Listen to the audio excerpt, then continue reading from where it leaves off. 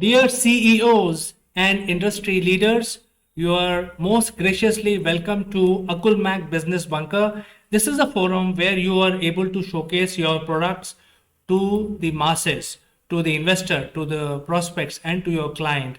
And if you want to promote your company and yourself, you have landed at the right place. Before we continue, do like and subscribe our channel. Hello, friends. And 26th of January is such a big event for most Indians, Indians who are living in India and Indians who are outside India. And this time we are actually celebrating this more than previous years because now we have got the statue of Subhas Chandra Bose, our greatest leader and also the father of Indian Army. And the statue has been erected on in the India Gate, and this is a big deal. And as we celebrate, I think the feeling of nationalism is very high. Let us discuss this matter further, and I will be joined by my greatest friend from UK, Mr. Neighborhood. Let's welcome him. Good morning, CK. Good morning, everybody. I hope you're well and a good celebration week. It's always good to celebrate a birthday, and yours is the 73rd Republic Day. And we're going to be talking a little bit about that and the subject of motivation today. Certainly, and just to clarify, there are two celebrations for India. One is the Independence Day when we got independence from the British in 1947, and that is 15th of August. And 26th is the Republic Day, is the day when we actually became Republic. So there are two important days in our history, and this time we are going to celebrate the Republic Day, which is falling on 26th of January, 2 days from now. That's fantastic. And they're both birthdays in many respects. And we know how we can be motivated by somebody having a birthday. So just imagine this is your birthday, your day of celebration. What does it motivate you to do? So, CK, here, a question for you as ever. What does this particular celebration mean to you? How motivated are you in a national and an international type of way? Well, Neville, I think that's a very important question. And being an Indian, I would love to answer this. You see, India is a very large place. If you look at India as a country, it is a combination of 29 states.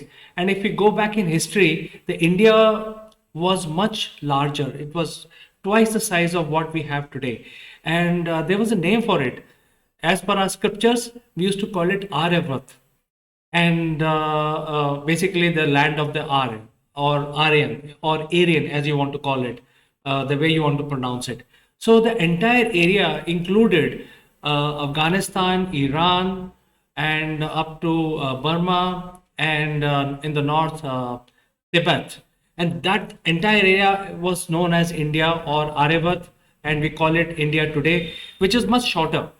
And even in India also, there are so many different languages, there are different cultures, different food, there are different rituals, and all of them coexist as it has been there for last 10,000 years. I'm not saying that this coexistence started only 50 years back. It has been happening for last 10,000 years.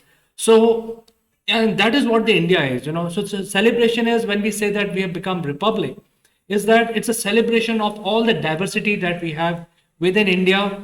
And so many states, we have one state which is almost touching Malaysia, so far from the mainland India, and that is called Andaman Nicobar. It's an island which is very close to, in fact, it is closer to Malaysia than India.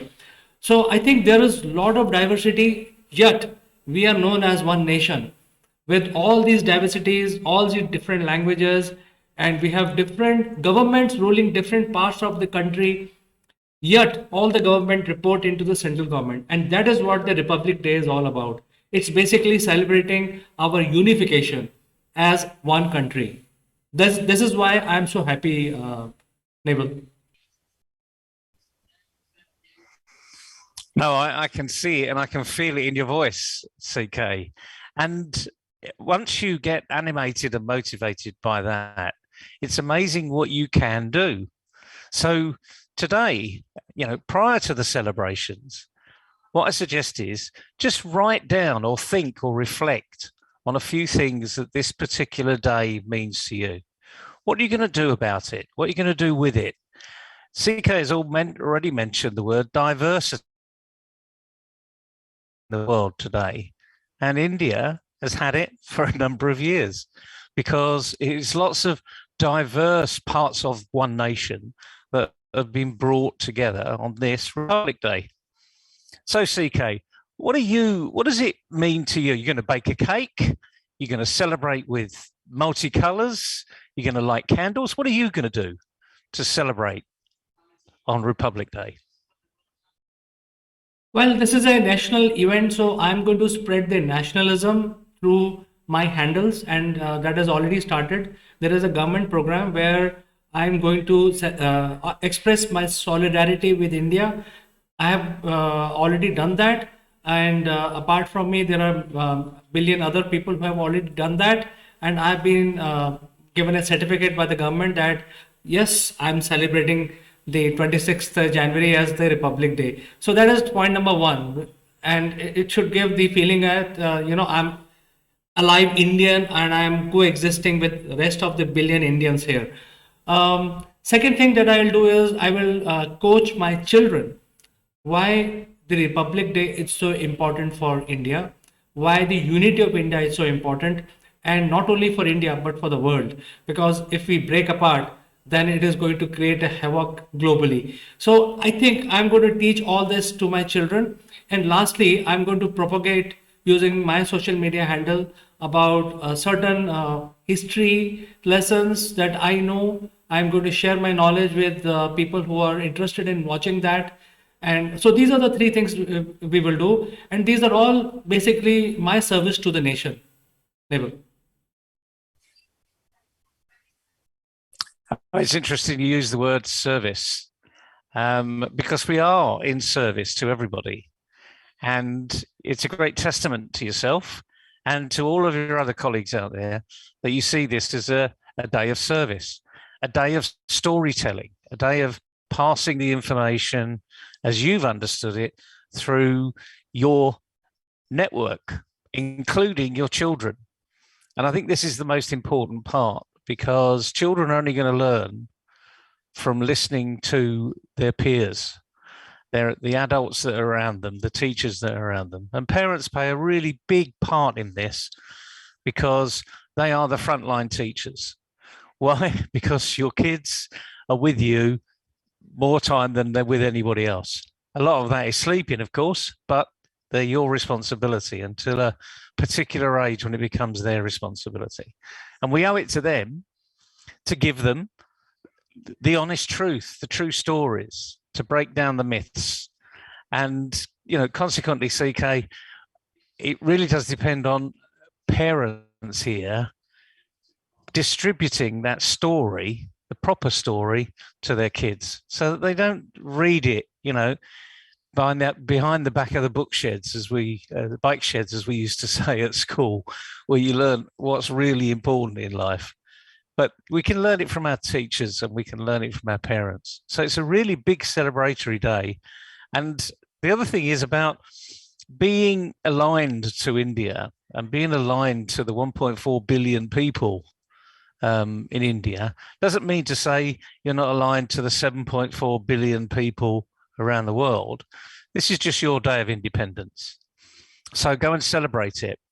I'll be sharing cake with a few friends of mine that have invited me. Now COVID's over, that I can actually go to their houses and I can celebrate with them. So I'm looking forward to it, and I hope you're looking forward to it too. Certainly. In fact, we have a ceremonial parade on 26th of January where all the different states sends their tableau depicting their culture, their heritage, their stories in the form of dance. And usually for every 26 January, we have a foreign dignitary, the leader of another state country. But this time, I heard that Putin was supposed to join, but he is not able to come now because of the pandemic restrictions. So we, for the first time, don't have a foreign dignitary attending the event. It's a long parade, but it's not like a parade of showing off the arms and army and so on. It's a parade of tableau, pretty much like a good feel depiction of India and the diversity, and also different kinds of people that exist in India, different languages, different programs that are running in India, different technology development that India is contributing to the world, and those kind of things. I think this is a parade which is going to happen very early in the morning. So if you are going to your friend's place, or somebody is joining you in UK, typically it will be around afternoon, around 1 o'clock your time, when the parade starts, and it's a spectacular event. And in fact, you will be amazed to see that spectacular event. It's I've never seen such a parade, because whatever parades I've seen is either display of ICBMs and those kind of things. But this is a totally different parade which happens every year for last 73 years. It's been going on. So I think I'm going to enjoy that on 26th of January, and from morning I will get glued. In fact, everyone in the family get glued to the TV. And this time the icing on the cake is statue of Subhas Chandra Bose, who was the very powerful leader way back during the British Raj, and he basically was one of the person who's instrumental in making sure that the British leave India, because of his efforts there was mutiny in Indian army against the British. And there's a long story, but I think finally this person got his dues.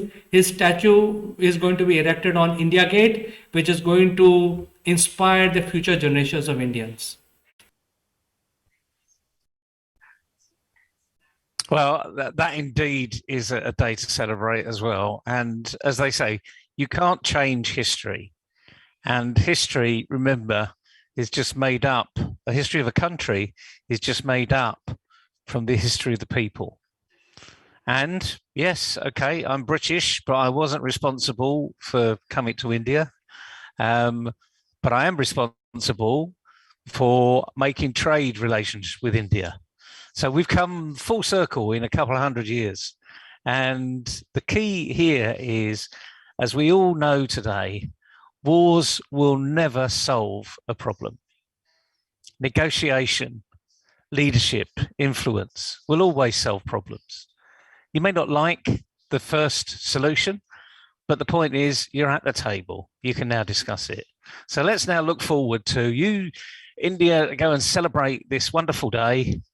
Just like we celebrate St. George's Day in the UK, and I go for a full English in a local hostelry that opens up early, and I can have a pint of Guinness at the same time as eating breakfast. A lot of people will think that you do once a year, but the point is, go and celebrate this very special day. Celebrate the statue going up, because frankly, I will. And let's move on.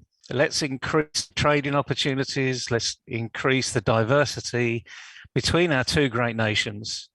Remember, the UK is really quite small compared to India. There's only 65 million people in the UK, 1.4 billion people in India. So there's a great trading opportunity between the two nations. And bring in the rest of the Commonwealth too. Because the good thing about today is the Commonwealth is an opportunity to improve trade, to increase trade, and level the playing field around the world. So it's a fantastic message today, CK. It's your birthday, effectively. It's the nation's birthday, and I hope the international members that we're listening to here will also celebrate it. Thank you so much, Neville, and thanks for your good wishes, good messages. I always appreciate, and we should always work towards making sure that the India and UK have a very close business ties, which will happen, which is already happening. We are already very close nations. And to my fellow Indians, wishing you a very, very happy Republic Day. And I'll catch you on 26th of January. For today, I'd like to say goodbye. Goodbye, everyone.